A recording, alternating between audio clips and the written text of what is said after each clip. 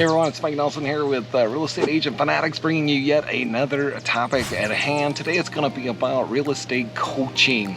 Should you become a coach? What does it look like to be a coach? How do I become a coach? So stay tuned for more around that. What opportunities do you have as well? However, before we begin, go ahead and click the subscribe button down below, click the notification bell, and also if you want to ask us any questions about anything, anytime, just go ahead and reach out to us through the Calendly link put down below, and you can schedule time to talk with us about any topic you desire. So here we are. Maybe you've got some years in real estate and you're trying to think, like, a lot of people are coming up and asking you, hey, can you help me with this as a new real estate agent? Can you help me with this? How do you do this? What's going on with this? How do I do this contract? Like, I don't even know where to begin on my goals. I don't know how to stick to my goals, right? You're going to hear all those things as an experienced agent that's exhibited some type of success. So with that being said, I'm a big believer in helping people out. I've always been that way. I kind of come from a servant mindset, but at some point in time, it does start to distract you from your business and some of your goals as an experienced agent. So I think the next natural step a lot of agents take is becoming a coach. And so they want to be able to get maybe paid for some of their time that they're giving back to the community in some cases of real estate agents, because a question here or there is not really a big deal. But when people are like, hey, can you help me for the next year, without saying it that way, grow my business, that's a whole different level of support in my opinion. So I think coaching is a fantastic way for real estate agents to get a sense of helping others out and also making a little bit of monetary opportunity from it as well. Because it's like college. If you give away free coaching, I don't think they take it as seriously. If you actually charge for it, like going to college and paying your own money, sometimes you take it a little bit more seriously. So yet there's some obligations that comes with that. You can't half-ass coaching. There's a lot of coaches that just show up every week on a call and they're just like, hey, how was your week last week? How was my week this week? Oh, let's talk about the game last night and what'd you think? How did your team do? Right? That's not coaching. Coaching should be a non-friendly relationship. It should really be a business relationship. Like, you can be friends outside of the call, but generally speaking, during the call, you're really going to want to dive into their business. You're there to help them grow their business. You're not necessarily there to be their friend. You need to push them. You need to kind of kick them a little bit when they need kicked, and you need to celebrate when they hit certain milestones as well. So coaching is a wonderful opportunity for everybody to give back into the community. As said before, there's good coaches, there's bad coaches. There's probably, like real estate agents, sometimes there's more bad coaches than good coaches.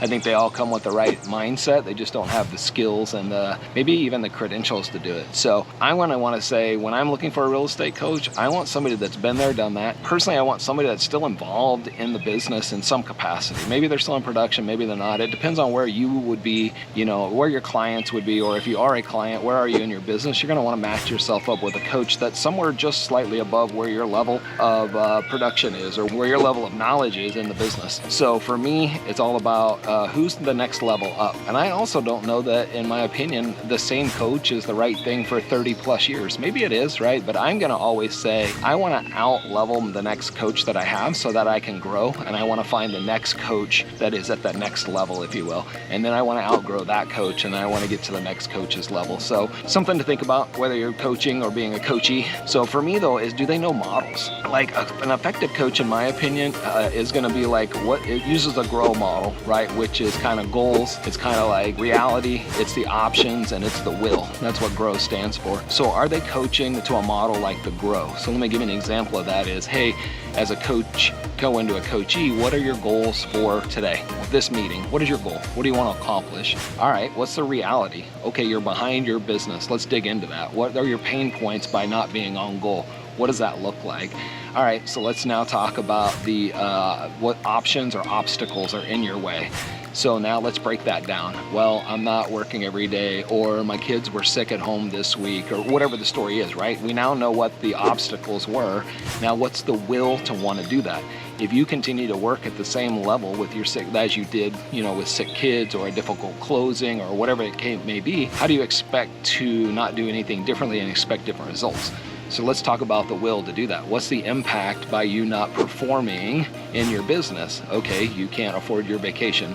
You can't afford to pay your mortgage, whatever that is. We got to really find that pain point so that way we can really get you moving forward in that next direction. So anyways, that was just a simple example of kind of the grow model, but you want somebody that has a model that they can follow. Somebody that has some history in coaching, whether that's mentoring and you're starting off as a new coach, whatever it is, I'm a big believer in the accountability piece of it. So if you're an effective coachee and an effective coach, you hold people accountable to what they tell you they're going to do. None of us have time to babysit. Why would we charge a client money if we can't get them to hold themselves accountable as well? So I believe it's a big partnership and the opportunity for us to be able to go, hey, we're working together as business partners, which is really a coach and a coachee. And what we're going to do is, we're going to call it out. We're going to put it all on the line. If you say you're going to go make 25 contacts a day for the next 5 days, then we're expecting you to do that. How are you going to grow your business if you don't do what you say you're going to do? It's a matter of integrity, in my opinion.